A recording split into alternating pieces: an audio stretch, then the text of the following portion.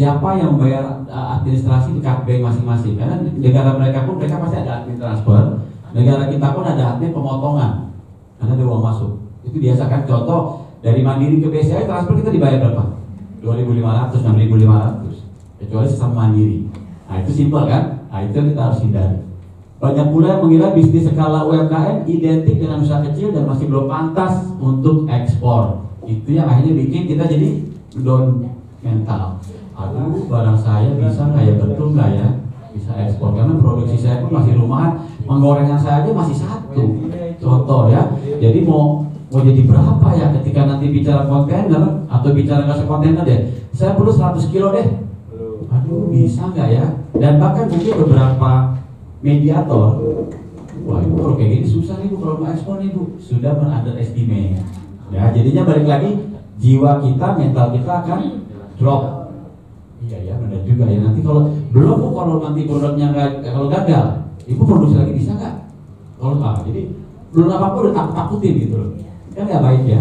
Jadi saya pikir ini emang yang hal yang bukan mendidik tapi malah menjatuhkan dan akhirnya patah semangat. Ya udahlah jual aja di warung-warung lagi deh, gitu ya.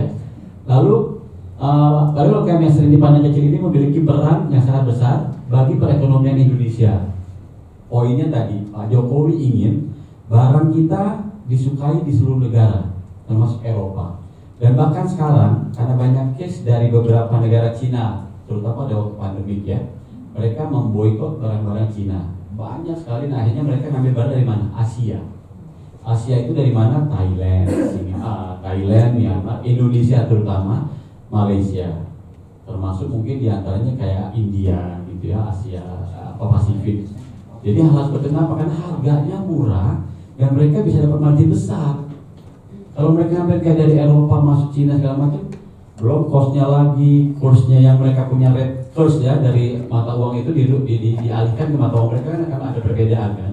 Nah ini yang membuat kadang-kadang jadi rugi atau break even atau lama sekali untuk mendapatkan profit. Ya, jadi betul. Namun untuk melakukan ekspor memang UMKM, nah saya bilang perlu ada legalitas. Jadi kalau nanti seperti ini Bapak Ibu pasti punya PT kan atau CP. Baru ini, oke. Nah nanti perlahan-lahan. Memang ini ada proses dan perlu biaya. Tapi setidaknya kita lihat seperti apa. Kenapa? Ini untuk mengamankan posisi Bapak Ibu ketika Ibu melakukan ekspor impor. Nah tadi saya bilang, saya tidak punya PT waktu saya jadi trader. Jadi under my name, pribadi. Udah deh Pak, Bapak jual berapa? Pribadi Bobby aja nih. Bapak jual 10, ya udah saya jual 13. Kalau dia nego kan berarti saya punya profit berkurang dong. Pak Bobby jangan 12, 13 dong, 10 deh, ya udah 11. Yang tadi saya bilang, cuma dapat itu $1 per karton.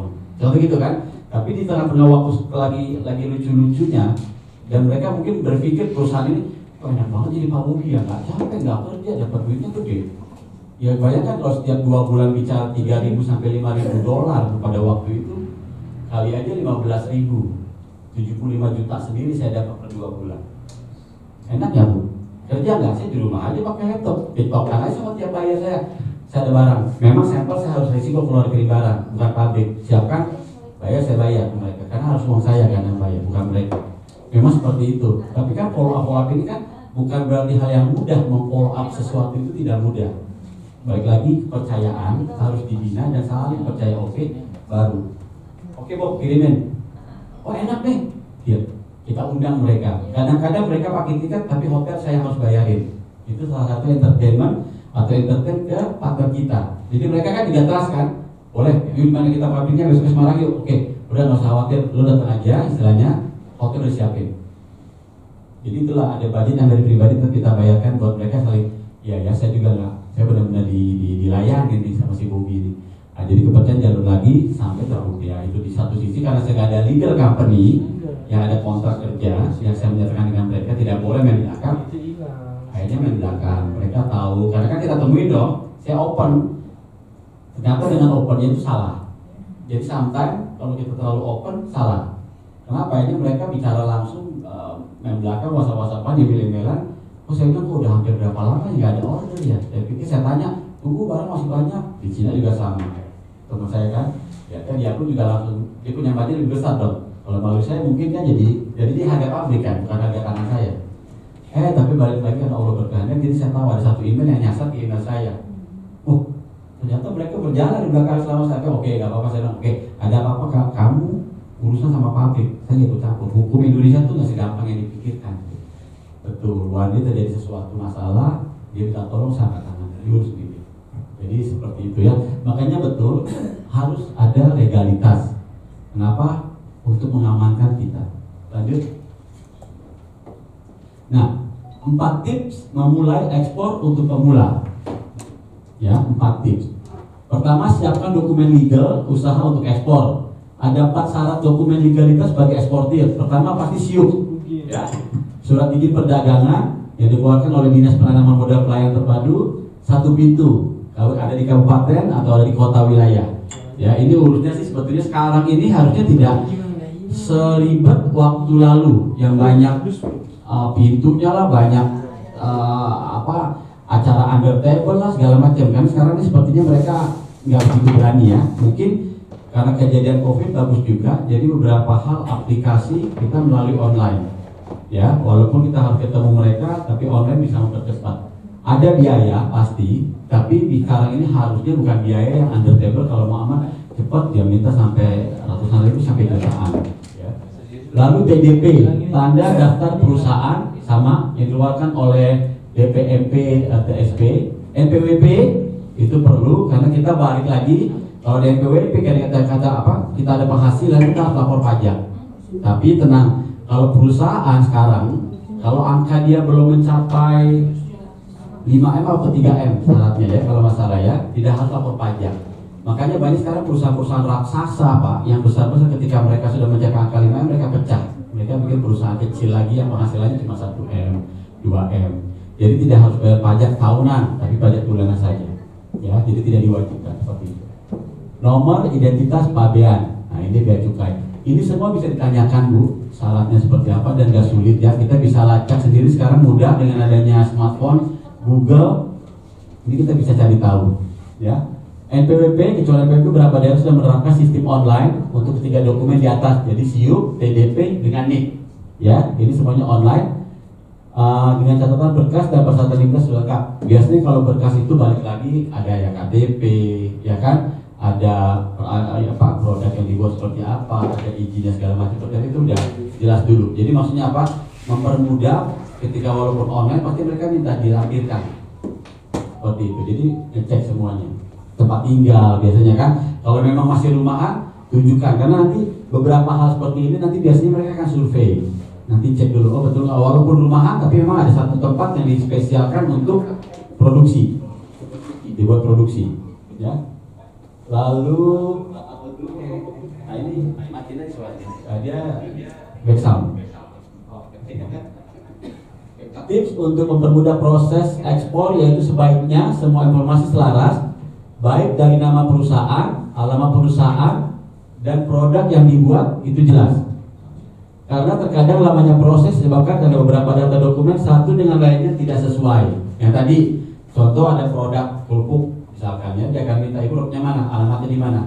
KTP dengan alamat produksi mungkin tidak sama. Nah ini akan makan waktu. Harusnya mungkin bisa waktu sekitar seminggu 2 minggu. Jadi kita aja kan berpikir, lama nih ngurus ini nih ngurus satu dokumennya sama. Nah, itu kan salah satu hal yang membuat mental kita pun drop juga lama-lama. Kok ribet ya. Padahal mungkin di kitanya yang tidak ada kesiapan, kelengkapan data yang sesuai. Ikutin aja aturan, jadi memudahkan semuanya. Betul ya? Bila belum memiliki NIK, nomor identitas pabean, Anda tidak perlu khawatir karena Anda dapat menggunakan jasa under name, pinjam bendera perusahaan lain. Yang tadi contohnya, kalau Ibu ada partner yang bisa, katakan dia sudah ada misalkan dalam satu rumahnya dia ada satu belakang rumah memang buat produksi, bisa. Tapi dengan catatan ketika Ibu menggunakan nama mereka harus ada hitam di atas putih. Jangan tidak ada. Kenapa? One day ketika Ibu sukses menggunakan nama dia yang untung, kita yang mati. Kita tinggal ditendang aja kan. Oh kan barang saya, kamu kan numpang. Nah, tapi kalau ada awalnya hitam dan putih, mengamankan lagi diri kita. Ya biar tidak ada masalah ke depan. Jadi tidak ada urusan dengan bea cukai secara langsung hal ini karena urusan bea cukai menjadi tugas forwarder, betul. Yaitu jasa akan ekspor. Jadi forwarder itu adalah perusahaan yang membawa barang tersebut keluar negara kita dari pelabuhan ke pelabuhan atau melalui udara atau melalui darat. Kalau wilayahnya memang bisa melalui darat. Lanjut. Nggak ada suaranya. Oh, mungkin belum digabungkan. Oke, tips yang kedua, siapkan dokumen ekspor.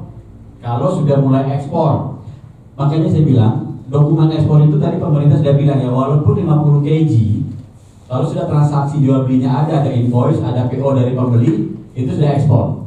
Kalau tidak ada apa-apa itu dianggap sampel dan bukan ekspor. Makanya perlu ada namanya invoice. Kalau kita bilang itu commercial invoice. Ada lagi namanya packing list, dibuat oleh kita, perusahaan yang ingin ekspor barang. Boleh menggunakan logo atau company name kita dalam box surat itu. Itu tinggal dibuat saja kan bisa kan ya, di laptop tinggal create aja logo company, nama company, alamat, lengkap, nomor telepon, email segala macam, di bawahnya tinggal dibuat. Oke, invoice semacam Excel, tahu kan? Ada kolom-kolom, ada nomor, ada deskripsi produk, ada quantity produk, ada size produk, and then lastnya harga per unit, lalu ada berapa quantity yang udah tinggal total harga berapa. Ke bawahnya tinggal total. Ekspor itu tidak pakai PPN, jadi tidak ada pajak sama sekali, Bu. Makanya beberapa pengusaha yang besar-besar itu senang kalau dia bisa ekspor besar, karena dia tidak dipajakin dalam bentuk. Makanya ketika dia terima dolar, uang mereka tuh aman karena tidak ada pajak. Tapi ketika mereka belanja barang di sama lokal, dia pasti belanja dong ke supplier, itu pakai PPN. Cuma namanya ekspor, pembeli Malaysia masuk ke Indonesia berupa ringgit, berupa dolar, dia tidak kena pajak. Rekening itu kita tidak kena pajak. Tapi ketika lapor pajak per bulan atau per tahun setelah angkanya sesuai seperti aturan pemerintah, baru kita bayar pajak. Ya 10% kan.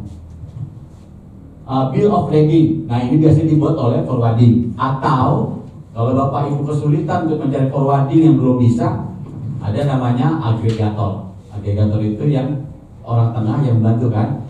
Jadi barang-barang kita collect, udah kita urus semua. Kita tinggal prosesnya pembayaran secara lokal saja. Dokumen ekspor yang utama sudah pasti kita sebut adanya COO, Certificate of Origin. Ya, itu biasanya dibuat oleh Dinas Perdagangan kabupaten kota. Tujuannya apa? Bahwa produk ini original Indonesia punya. Tidak bisa di copy paste, tidak bisa diakui oleh negara pembeli. COO, kelebihan COO ini apa? Kalau sesama ASEAN, kita ada namanya bebas tax. Jadi tidak dikenakan pajak sesama ASEAN. Kalau Indonesia kirim ke Malaysia selama ada SCO itu kita tidak dikenakan, ada namanya import duty dengan sales tax. Ada beberapa produk yang kita kirim ke sana ada namanya sales duty, sales tax dengan import duty. Itu ada dan itu bervariasi. Variasi kenapa? Contoh ada beberapa kayak chili, cabai-cabean gitu ya, saus kah, chili mentah, chili bubuk, itu ada pajaknya, ada import duty-nya juga. Dan mereka punya kategori yang namanya HS code. HS itu adalah kode item produk sesuai bahan mentahnya, gitu, ya. Sertifikat of analyze, ini laboratorium biasanya mengeluarkan sukovido. Jadi barang Bapak Ibu dicek labnya. Kalau itu bicaranya bumbu-bumbuan rendang, berarti bawangnya berapa, ladanya berapa, garamnya berapa segala macam. Ya, jadi itu jelas dilampirkan. Certificate of phytosanitary, ini kalau untuk kita kirim ekspor tumbuh-tumbuhan. Ya, karena kita bicara food and beverage, jadi kita hanya perlu 2 dokumen ini saja. Tambah lagi dokumen tambahan lain sesuai permintaan pembeli. Kalau dia bilang, Pak, saya minta dong ingredientnya Pak, saya minta dong statement Bapak bahwa barang ini halal. Ya, jadi perlu dimasukkan. Dokumen yang perlu sebelum ekspor, ini shipping instruction itu udah urusannya nanti dari forwarding. Ya, jadi Bapak Ibu nggak perlu khawatir, forwarding ini akan urus shipping instruction dengan PEB. PEB pun mereka bantu. PEB ini adalah pemberitahuan ekspor barang dari kita sebagai pengusahanya. Kita mau kirim barang apa aja nanti ada datanya. Karena ini catatannya apa? Dalam pemerintah Indonesia ini dicatat sebagai laporan ekspor. Oke, sejumlah $100.000 perusahaan ini sudah melakukan ekspor ke negara Cina, negara Malaysia, negara Singapura. Laporan Indonesianya, ya. Jadi pemasukan buat pemerintah kita. Sulit atau mudahnya melakukan ekspor relatif tergantung pada persyaratan yang perlu dipersiapkan. Tadi seperti legalitas dengan dokumen ekspor, lalu banyaknya dokumen ekspor diperlukan, tergantung pada produk atau komoditas yang akan diekspor, prosedur di negara tujuan dan juga permintaan. Karena masing-masing negara ini punya aturan. nggak sama. Contoh kayak kecap ABC. Di Malaysia itu banyak sekali kecap ABC yang sifatnya palsu. Padahal nggak palsu juga, dianggapnya palsu. Jadi kalau untuk di Malaysia itu ada kadar nitrogennya itu ada nomornya, harus 6% misalkan. Kecap ABC kita itu sekitar 8%. Kalau masuk ke Malaysia itu ditolak sama Malaysia. Alasannya terlalu tinggi, nitrogennya akan membahayakan kesehatan. Padahal kita makan kecap minum itu nggak ada masalah sama sekali dengan nitrogen 8%. Tapi bagi mereka kalau ketinggian mungkin perutnya orang Melayu sana, kalau ketinggian akan problem mungkin. Nah, tapi itu hal seperti itu aja bisa ditolak atau bisa di reject sama customnya negara tujuan. Oke, lanjut. Lalu tips yang ketiga, memanfaatkan fasilitas ekspor sedangkan pemerintah atau berbagai instansi lainnya. Ini bisa dicari informasinya di yang tadi ini, nanti boleh catat juga linknya di japan.kemendak.go.id. Jadi nanti boleh ditengok kalau ibu ada planning mau ekspor ke Australia kah, ke Afrika kah, ke Middle East kah, ini bisa. Jadi beberapa persyaratannya mesti dipelajari. Masih di kementerian sama melalui Direktorat Perundingan Perdagangan Nasional atau di JPPI terdapat lembaga bernama FTA Center, Free Trade Agreement. Tapi ini balik lagi, kalau misalkan sudah besar company yang bapak ibu punya, ibu boleh mengurus sendiri dengan tadi hal yang tadi saya kasih tahu. Nanti ini dibagikan ya, boleh ya. Jadi ada pegangan yang perlu dipegang. Tapi kalau bapak ibu masih dalam skala kecil dan ingin ekspor, bisa melalui pihak ketiga tadi yang saya bilang. Jadi tidak terlalu pusing deh. Wah, saya nggak mau pusing, pak, bantu aja deh bapak, bawa barang saya jual ke bapak aja. Oke, jadi ada seperti ini. Itu yang sebut kita saling tidak sama. Makanya kita perlu ada namanya agregator ya. Agregator itu adalah yang kalau bicara kasarnya pengepul. Nah, kalau bicara di petani pengepul. Tapi dalam bicara bahasa internasional sih ya sekarang kan bicara kerennya gitu ya. Jadi namanya agregator, penghubung antara sini dengan sini melalui kita. Oke, lanjut. Keempat sekarang memanfaatkan sosial media untuk mendapatkan apa tuh? Jadi pada umumnya mendapatkan respon. Nah, ini tujuannya apa? Banyak sekarang media sosial, kalau ibu udah pinter main TikTok, main Instagram gitu ya, itu paling cepat sekali mempromosikan barang. Cerewet lah di TikTok, pinter bicara TikTok, promosi habis-habisan. Karena TikTok itu pasti nggak akan nyangkut di tempat kita doang, lokal dong. Ibu tinggal di Bekasi, Narogong, kan gak cuma TikTok itu cuma Narogong aja kita. Itu TikTok itu kalau sudah viral nyampe nggak ke negara luar? Pasti nyampe. Penasaran kan? Dia bisa cari tahu itu barang, bisa jadi akan jadi ekspor. Sampai segitu viralnya ya, enak sih. Apa enak ya? Sampai heboh gitu kan? Mungkin dilihat review lagi. Oh. Jadi itu bisa juga salah satu promosi tanpa ibu mencari pembeli keluar. Biarkan mereka melihat produk ibu melalui tadi media sosial dan tertarik. Biarkan mereka datang sendiri atau mencari bantuan melalui dari pemerintahnya masing-masing, dengan atas perdagangan kah, dengan ITBC kah, dengan duta besar kah, seperti itu ya. Umumnya banyak mengeluhkan jika mencari informasi melalui pemerintah baik tingkat kota, provinsi maupun kementerian yang ada terserah secara sporadis akan sulit. Untuk itu pada tahap awal mendapatkan informasi, kita dapat mencari alternatif tadi LinkedIn, Instagram, Twitter segala macam ya. Jadi balik lagi sekarang cari informasi apapun di smartphone itu sudah sangat senang, atau di Google. Makanya udah bilang cari aja di Mbah Google, lebih hebat dia daripada Mbah Dukun gitu kan. Jadi Mbah Google itu apapun memang nongol gitu di situ. Klik satu aja langsung wah senang gitu, emang hebat. Saya juga bilang saya sangat terima kasih sama orang yang bikin itu karena memudahkan semua pekerjaannya. Betul ya, kita akui itu. Jadi setelah mendapatkan hal seperti itu, ada message dari mereka yang menyatakan saya tertarik, saya mau coba ketemu Bapak Ibu. Tapi tetap ketika Bapak Ibu seperti itu berhadapan langsung, mungkin one day ada orang tertarik sama Bapak Ibu, tolong cari orang ketiga untuk membantu. Jangan sendiri. Kalau belum tahu apa-apa ekspor, itu senang tuh. Beberapa negara yang saya bilang nanti akan dimakan sama mereka. Pertama bayar cash, kedua bayar cash, ketiga hilang. Sementara ketiga permintaannya sudah bisa lebih dari 1 kontainer misalnya. Kayaknya duit kita nangis-nangis. Mau kena ngadu ke siapa nggak tahu, karena nggak ada saksi. Ya sudah, itu kebanyakan seperti itu. Ya jadi setelah mendapatkan respon dari media sosial, jangan lupa mengkoordinasi langkah aktif berikutnya. Biasa di replay, tinggal atur janji sampai terjadi transaksi. Gitu. Oke, lanjut. Anda bukan produsen dan ingin ekspor dengan kuantitas yang kecil, betul. Makanya ada selalu pertanyaan, saya ingin mencoba ekspor Pak, tapi tidak boleh ekspor sendiri, harus bagaimana? Nanti saya bilang, mulailah dengan menjual produk online yang berarti Anda sebagai eksportir, not producer, trader. Itu yang saya lakukan. Saya nggak punya produk, saya nggak punya modal, saya nggak punya pabrik, saya cuma punya partner pembeli aja. Berarti pada waktu saya menjalankan ekspor itu Bu, saya zero uang. Sama sekali saya nggak punya uang. Saya cuma punya percaya diri yang tinggi dan kepercayaan yang partner saya punya. Itu dong. Tapi alhamdulillah setuju dan agreement sampai terjadi transaksi, kita mendapat keuntungan yang alhamdulillah pada waktu itu ya. Ini nggak sangat nyaman. Tapi kalau Anda mencoba jual barang yang ingin jual, menentukan negara tujuan ekspor dan mencoba jual yang kuantitas kecil, kurir internasional boleh. Ini kalau mau tadi saya mau jual cuma satu karton nih, satu karton saya totalnya 30 kilo, boleh. Dan itu sifatnya nggak merugikan juga kan. Tapi memang ongkos kirim kita sudah sepakati sama pembeli, ongkos kirim kamu yang bayar ya. Saya jualin cuma harga saya nih dari Indonesia nih. Ketika barang itu berangkat nyampe sana kamu bayar. Oke, biasanya kalau sudah ada kesepakatan, oke. Tinggal mereka nanti jualnya harga beli ditambah ongkos yang harus dia bayar. Itu namanya landing cost kan.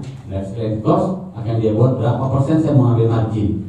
Betul kan? Nah seperti itu. Ibu sama harga produksi ibu harus pikirkan karena kan dari rumah ke GNT atau ke kurir ada biaya kan?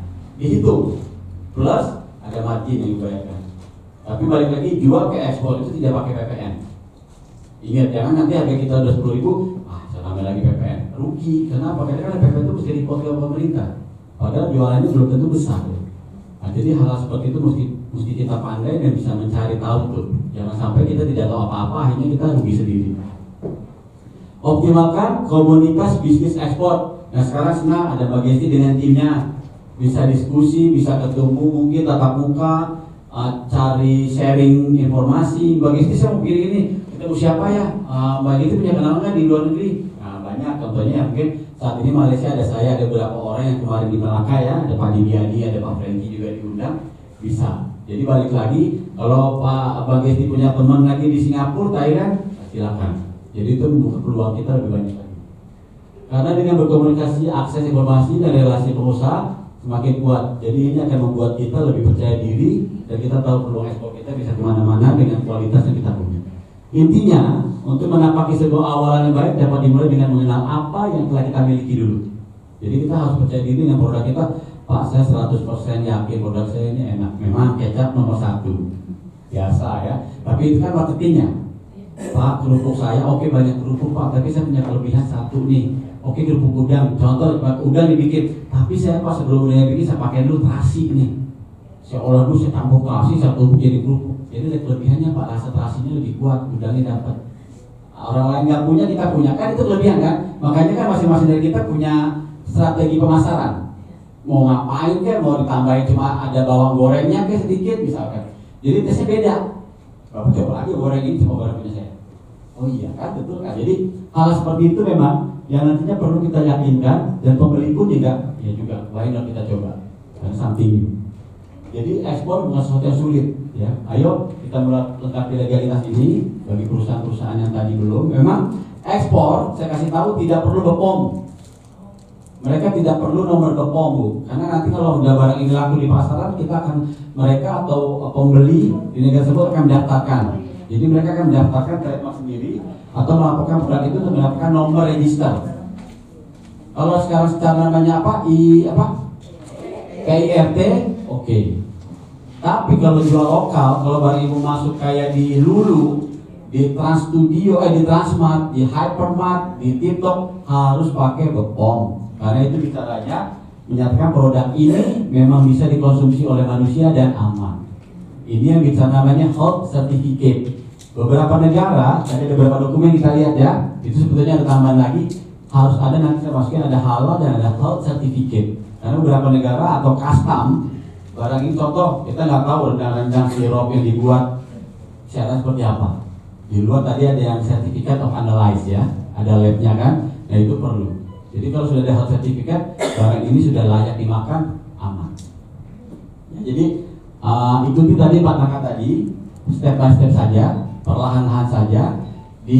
Jangan dipaksa, karena kalau paksa harus pinjam uang dan hanya mau bangkit tapi jadinya jatuh, gitu ya, jangan.